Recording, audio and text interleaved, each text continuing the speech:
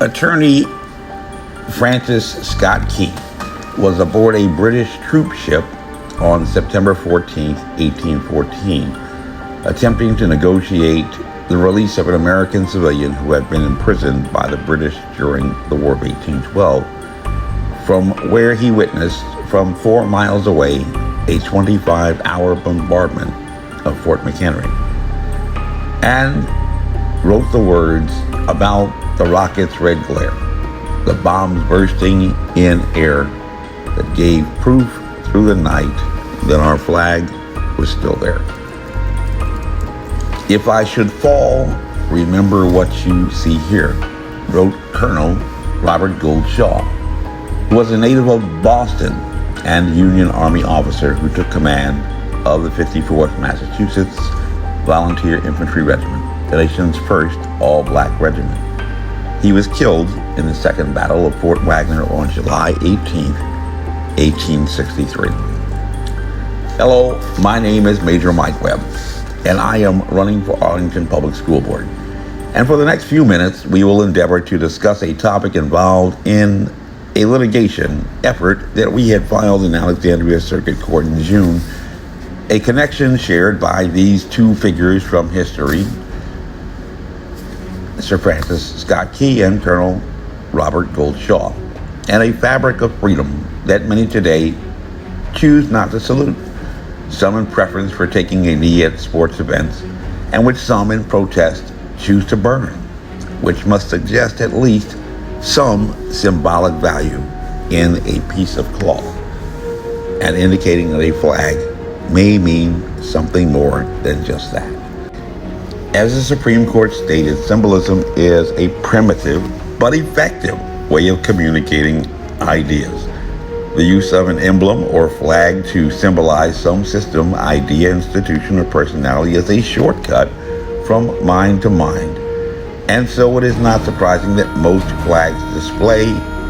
the same image on both sides, with most tending to disfavor the use of words or phrases that might be distorted while being furled atop a flagpole and subject to prevailing winds. Flags have historically been associated with religions, and for the Islamic prophet Muhammad, his black flag was symbolic for vengeance. And in 746 CE, the Umayyads, opposing the Islamic Abbasids, chose a white banner, while the Fatimid dynasty claimed the color green to represent the unifying color of all of Islam, to which the Turks in 1250 added the sign of the crescent moon, adopting a symbol that dated back to the sacred symbol of the Assyrians. Similarly, Christian nations adopted flags that incorporated their patron saints during the Middle Ages and the Renaissance period, like the cross of St. George that was adopted in England in the 13th century. Like the yellow stars pinned to Jewish people during the Holocaust, even today in naval traditions, a yellow flag is a sign of infection and is hoisted above ships in quarantine as a signal. And flags have become throughout history associated with defined groups such as guilds and even pirates, and continuing a tradition from the flags of heraldry. The colors of metals, white and yellow, silver and gold, are never used in juxtaposition on the same flag, with the exception of the flag for the battle. And since the battle for independence of the Netherlands from Spain, the tricolor stripes of red, white, and blue have been adopted by nations that cherish liberty, while a solid red, dating back to the Russian Revolution, has been associated with communism and socialism, which is even today shared by China. And this is just a history associated with flags that has persisted for centuries in cultures and can still be seen today, and must be understood in those choices of symbols. And as an adult, Governor Ralph Northam chose freely to graduate from Virginia Military Institute, with its long history and traditions, and voluntarily took the same solemn oath that I and 2 prior generations of my family took, to support and defend the Constitution of the United States. an oath taken freely and without mental reservation or purpose of evasion to accept the obligations of a commissioned officer in the armed forces of the United States. And unlike a contract for enlistment, the oath of a commissioned officer continues in perpetuity until such time as that commissioned officer elects to resign that commission. Accordingly, Governor Northam, the Commander-in-Chief of the Virginia National Guard, knows or should know the traditions, honor, and respect that the military holds for such symbols as the colors, for which even at public school board meetings, detachments from the junior ROTC are tasked to provide an honor guard, standards atop flagpoles or staffs, streamers often denoting military campaign, victories, and guidons, the flag posted at a military formation for a commander, and often given to him after a successful command, just as State Attorney General Mark Herring should well know and be familiar with the decisions of the United States Supreme Court regarding our national flag. But yet and still, on June 1st, 2021, apparently with the approval of the State Attorney General, the governor decided to issue a proclamation to promote a lifestyle that is deemed to be anathema and immoral, at least to conservative Christians who uphold traditional family values, and to encourage state and local government agencies, as well as all citizens, to promote those messages antithetical to those sincerely held religious beliefs of some persons in designated public forums, traditional public forums, and non-public forums in violation of free speech rights, regardless of the offense to and indiscriminatory persecution against those persons of faith, essentially establishing a secular church in violation of the Establishment Clause.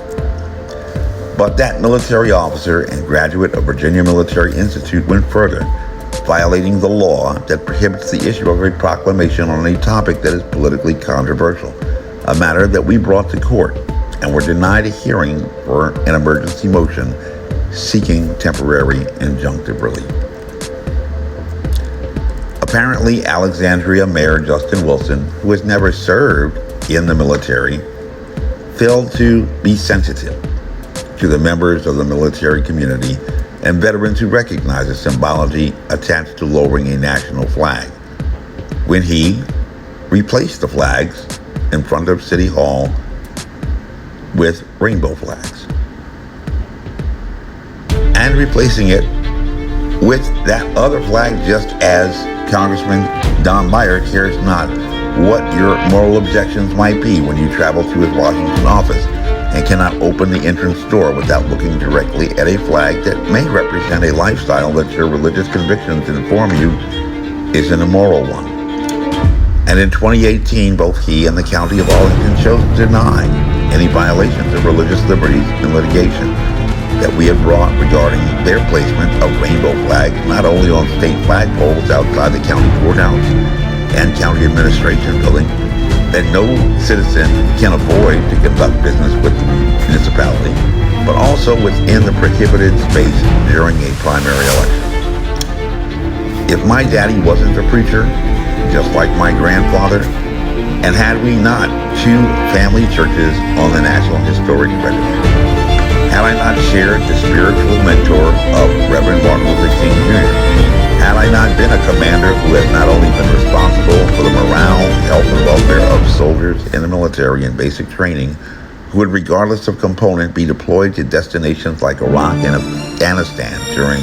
a period of high op tempo in which, more likely than not, they would be deployed within 6 months after graduation, had I not attended funerals of soldiers who had served under my command and who had died in defense of this nation,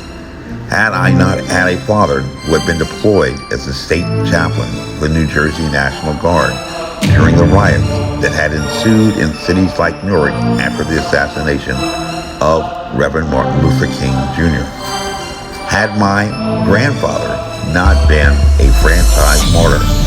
had my great uncle not served as a lieutenant under General Black Jack Burton during the First World War, had I not served in the military directly under the direct descendant of Colonel Robert Gould Shaw, killed at the Battle of Fort Wagner on July 18, 1863, the first commander of a Negro regiment. Perhaps I would not be in court in Alexandria on July 14th about this matter, and at least according to the president, you know, I ain't really black. This briefing is unclassified, as you were. My name is Major Mike Webb, and by God, I am running for Arlington Public School Board.